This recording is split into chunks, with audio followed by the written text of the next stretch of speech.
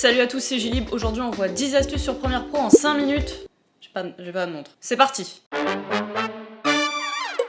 Allez, on va commencer avec une petite astuce d'organisation, c'est les libellés. Tout simplement, c'est une option qui permet d'attribuer des couleurs à vos clips, à vos plans, à vos éléments. Pour faire ça, vous allez dans votre timeline, vous sélectionnez les éléments que vous voulez modifier, vous faites un clic droit dessus, vous allez dans libellés et vous pouvez leur attribuer un peu n'importe quelle couleur. Vous pouvez aussi modifier les libellés directement dans votre chutier. Donc là, par exemple, si je sélectionne tout ça, je fais un clic droit, libellé, magenta. Si je glisse mes plans dans ma timeline, ils vont déjà avoir la couleur qui est attribuée. Et si vous allez dans vos préférences, vous pouvez directement aller dans le menu libellé qui est fait pour, et vous pouvez modifier toutes les couleurs que vous voulez ici, leur donner le nom que vous voulez, et aussi changer les libellés par défaut. Deuxième astuce toute simple mais qui permet de faire gagner beaucoup de temps. Imaginez que vous avez une timeline avec un clip très long, avec une seule prise, vous avez fait plein de coupes à l'intérieur, et du coup vous vous retrouvez avec une timeline avec plein de trous au milieu. Donc par exemple, déjà ce qu'on peut faire tout simplement, c'est cliquer à l'intérieur de l'espace, faire un clic droit, supprimer et raccorder. Et ce que vous pouvez faire pour aller encore plus vite, c'est séquence, supprimer les espaces vides.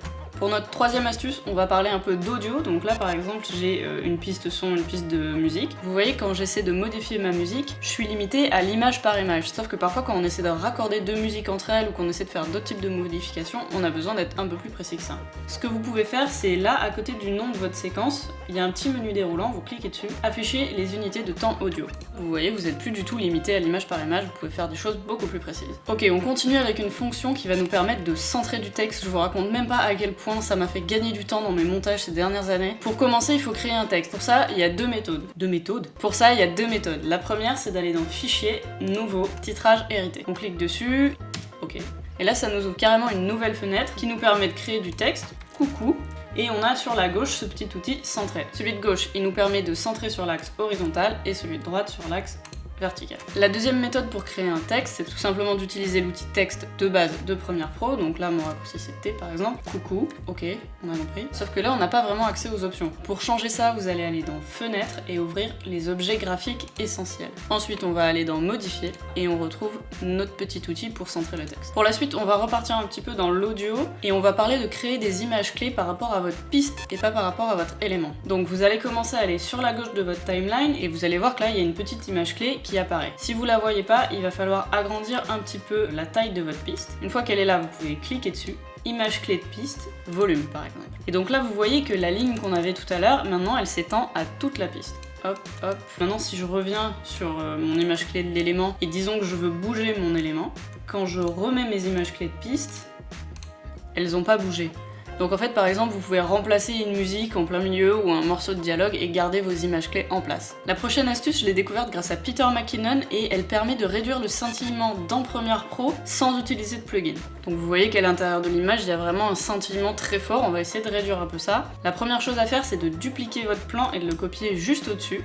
Vous allez cliquer sur le calque qui est au-dessus, que vous venez de créer.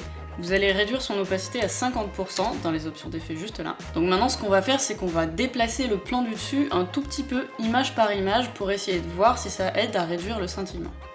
Hop, 1, 2. Donc je vous remontre l'avant et l'après. Ça peut vous sauver les fesses. La prochaine astuce, elle va nous permettre de copier-coller des effets d'un plan à un autre. Donc ça va concerner tous les effets qu'on ajoute juste là, y compris ceux de l'audio. Donc là par exemple, je peux augmenter l'échelle, je peux aller dans mes couleurs, modifier un peu l'exposition, le contraste, etc. Ce que vous allez faire, vous allez dans votre timeline, vous cliquez dessus, vous cliquez sur le plan que vous venez de modifier, vous faites un CTRL-C pour copier, et vous cliquez sur le plan destination, sur le plan sur lequel vous voulez coller les effets. Soit vous faites clic droit, coller les attributs. Là, il va vous avoir déjà sélectionné ce que vous avez modifié, mais vous pouvez sélectionner vous-même manuellement les modifiés que vous voulez, copier et coller. Et vous faites OK. Le raccourci pour ça, quand vous avez déjà fait un CTRL-C sur votre premier plan, vous cliquez sur le deuxième, vous faites CTRL-ALT-V, commande Option V, qu'on retrouve la fenêtre coller les attributs. Et ça marche quand vous sélectionnez plusieurs plans à la fois. Donc là, j'en sélectionne 3, je fais CTRL-ALT-V et je peux copier directement tous les paramètres à ces 3 plans-là. De la même manière, si je fais un clic droit, supprimer les attributs, je peux aussi enlever plein de paramètres qui étaient sur plein de plans différents en même temps. Ensuite, on va voir comment créer une boucle dans votre timeline. Vous pouvez venir dans votre timeline, vous créez un in et un out en faisant I et O, Et juste en bas, là, juste ici, on peut voir qu'il y a une barre d'outils qui est déjà présente. Si vous cliquez sur le plus, il va vous proposer d'autres options possibles. Cette icône-là, c'est la lecture en boucle. Si vous cliquez dessus, que vous restez appuyé et que vous glissez l'icône dans votre barre d'outils, hop, vous voyez qu'elle est juste là. Vous faites OK.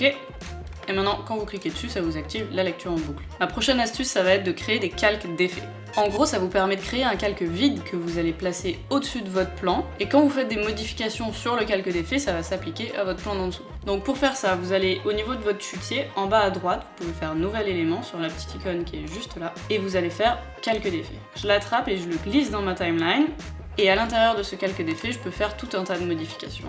C'est juste pour vous montrer. Ce qui est utile avec les calques d'effet aussi, c'est que par exemple, on peut modifier leur durée sans problème et affecter plusieurs plans à la fois. Et pour la dernière astuce, je vais vous montrer comment appliquer du motion blur à un texte directement dans Premiere Pro. Je vais aller dans Effets et dans la petite barre de recherche, on va taper Transformation. On glisse cet effet sur notre texte et on se retrouve avec plein d'effets qu'on peut animer facilement. Vous allez voir qu'il y en a beaucoup qui se répètent avec les options habituelles et par défaut de Premiere Pro, mais ce qu'il faut retenir c'est surtout l'angle d'obturation qui est juste là et qu'on n'a pas par défaut. Je vais animer l'échelle de ce texte, hop, ok. Donc là je vous montre si on laisse les options comme ça nous donne ça, tout simplement. Maintenant on va aller dans angle d'obturation et on va le mettre au maximum à 360. Et maintenant déjà quand je déplace mon curseur, vous pouvez voir que l'effet est appliqué, et si je fais play, on voit qu'il y a du flou de mouvement qui a été ajouté au texte. Et voilà, merci d'avoir regardé cette vidéo. Si jamais ça vous a plu, n'hésitez pas à laisser un petit j'aime et vous abonner à la chaîne. Si jamais vous connaissez d'autres petites astuces comme ça, n'hésitez pas à les laisser en commentaire aussi, ça peut toujours servir. Et surtout, je voulais vraiment vous dire merci parce qu'au moment où j'enregistre cette vidéo, on a dépassé les 100 abonnés depuis quelques heures. Merci beaucoup, vous êtes au top. Et puis on se retrouve très vite pour une prochaine vidéo. Salut!